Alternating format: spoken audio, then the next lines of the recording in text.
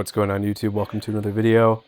You're joining me here for an upper body bench session, and we are slowly but surely continuing to work through this rebuild phase, get back to the weights that we were hitting before, and just building good habits to kind of go forward and kind of let my body heal.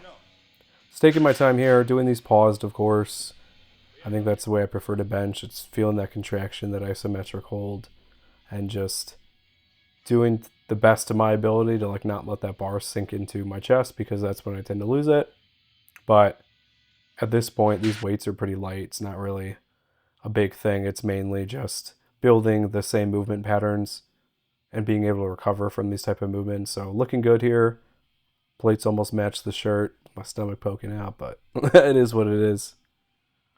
And higher rep stuff here, obviously, because we just want to build those connections, get some blood into the muscle, and not overload it from a CNS standpoint to get me injured.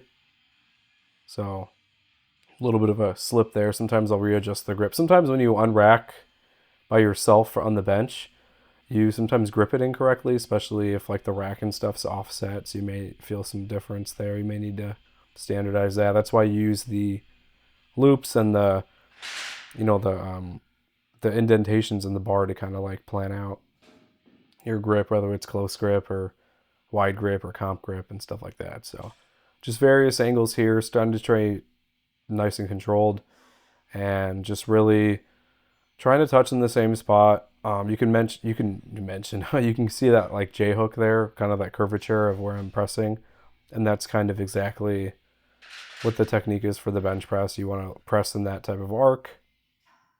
And another angle here of just kind of where I'm touching. So this is a close grip day, so I just go a little bit narrower than I normally would, and it's going to vary for a lot of people, especially if you've got long arms. It's just a longer range of motion, a little bit more difficult.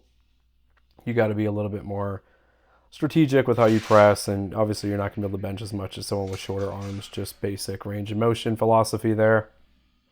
And then OHP, of course, here.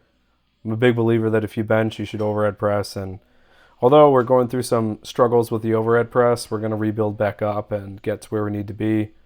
But just really keeps that shoulder healthy all around, just like a good all-encompassing movement. Hits your core really well, and basically just reinforces everything that's going to carry over on bench. And because you can't do as much weight on here, I do this as a secondary, treat it that way, so I'm not injuring myself. I do feel some stress sometimes in the bicep and shoulder, and that's just strictly because of those new connections with where stuff is reattached. So just mitigating everything here. I'm surprised I didn't kick that can over. Look how close my foot is. But dumbbell bench is also super important. You can really lock in a longer range of motion. You can kind of see me holding the dumbbells kind of at a 45-degree angle and really just feeling a nice contraction here, retracting the scapula, chest up, and going from there. But you can see how long my forearms are, because I always try to touch my chest with the dumbbells, and it's always a little bit of a struggle.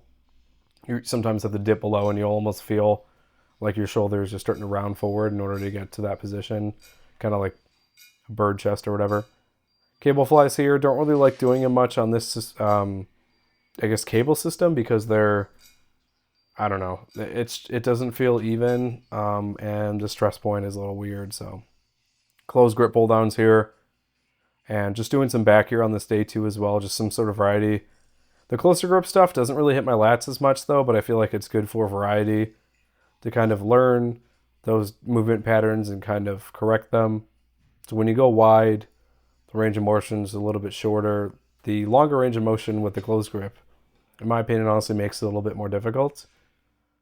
But I just try to maintain and touch my upper pec and chest area each and every time to kind of control that standard of exactly where, I want that weight to sit and get that contraction. But I'm somebody who's wide. The wider I go, the more lat involvement I feel. Just feel like I can really flex everything and get that contraction. Cable row here, doing things to just incorporate some sort of unilateral work with my, the arm. And things definitely feel lighter on the right side, but, sometimes when you're doing bilateral movements, the stronger side will take over. We all have a stronger side. So when you do this unilateral stuff, you really expose a lot of weaknesses And I think just training through those motions, building those connections, and also building muscle and strength in those departments will overall lead to better bilateral movements. You just really have to take the time, feel the contraction, and just understand why you're doing it for the reason that you're doing it. And honestly, that's the best policy here. So it does take a little bit longer to do these workouts this way. You may have to, take a breather. Doing 20 plus reps for an exercise can be a little rough, especially when you're trying to overload on weights. But I do think it will carry over. You're getting a lot of bicep activation in there, so there's a big carryover to the biceps too.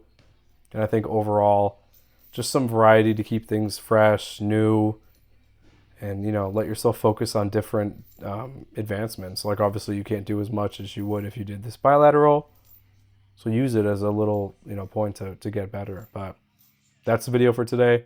Like, comment, subscribe. See you in the next one. Thanks for watching the latest video. If you want to help support the channel, I actually own my own wet shaving and grooming e-commerce website where everything's handmade by me. It's www.apexsoaps.com, and you can get a 10% off code using wet shaver. We've got some cool scents here. We've got some Coca-Cola scents, a horchata scent, traditional barbershop, just some really cool stuff. And you can purchase samples or you can buy the whole set. If you have any questions, feel free to reach out via email. Be quick to respond. Thanks for watching.